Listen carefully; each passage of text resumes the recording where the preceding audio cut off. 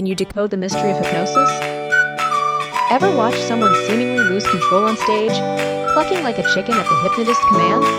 Is it real or just elaborate theater?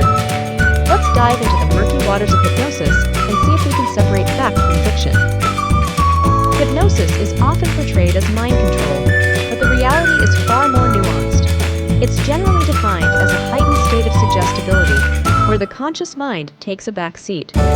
Think of it as focused attention, like being completely absorbed in a good book. It's not about being unconscious or asleep. You're aware of your surroundings, but your critical thinking is temporarily dampened. This allows suggestions to bypass the usual filters and potentially influence thoughts, feelings, and behaviors. Stage hypnosis, the source of much skepticism, and rightfully so. Are those volunteers truly hypnotized, or are they just playing along for the laughs? The truth is likely a mix of both. Some people are naturally more suggestible than others, making them ideal candidates for stage antics. Add in the pressure of being on stage, the desire to entertain, and a bit of social conformity, and you've got a recipe for some wild behavior. It's important to remember that stage hypnosis is primarily entertainment. It's not necessarily representative of the therapeutic applications of hypnosis. Hypnotherapy, on the other hand, is a clinical tool used by trained professionals. It's often used to address issues like anxiety, pain management, and even breaking bad habits. But does it actually work?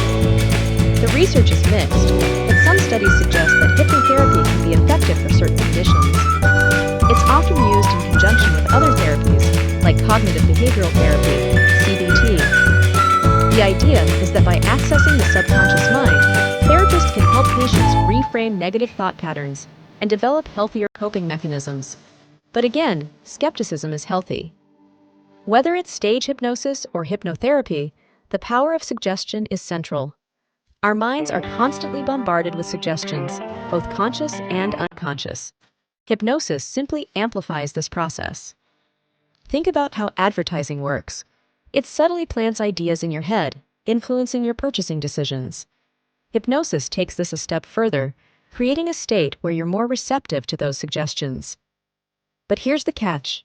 You can't be hypnotized to do something you fundamentally disagree with. Your moral compass still applies, even in a heightened state of suggestibility. Let's address some common misconceptions. First, hypnosis is not mind control. You're always in control, even if your critical thinking is temporarily reduced. You can choose to reject suggestions at any time. Second, hypnosis is not a reliable method for retrieving repressed memories. In fact, it can actually create false memories. The mind is suggestible, and leading questions can easily distort recollections. Relying on hypnosis for memory retrieval in legal settings is highly controversial and often inadmissible in court. It's crucial to approach this aspect of hypnosis with extreme caution. Could the effectiveness of hypnotherapy be attributed to the placebo effect? It's a valid question. The placebo effect is a real phenomenon, where belief in a treatment can lead to positive outcomes, regardless of whether the treatment itself is effective. It's possible that some of the benefits of hypnotherapy are due to the patient's belief in its power. However, some studies suggest that hypnosis has effects beyond what can be explained by the placebo effect alone. The debate continues, and more research is needed to fully understand the mechanisms at play. So, is hypnosis a legitimate tool for self-improvement and therapy, or just a parlor trick? The answer, as with most things, is complex. It's not a magic bullet, and it's not for everyone. If you're considering hypnotherapy, do your research. Find a qualified and experienced practitioner. And most importantly, approach it with a healthy dose of skepticism and realistic expectations.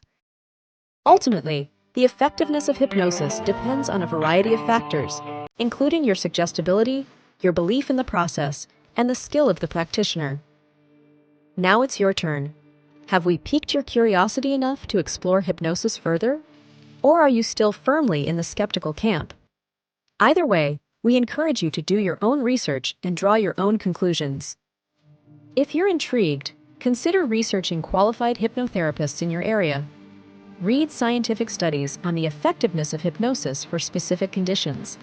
And most importantly, share this video with anyone who might find it interesting or helpful. Let's continue the conversation and unravel the mysteries of the mind together.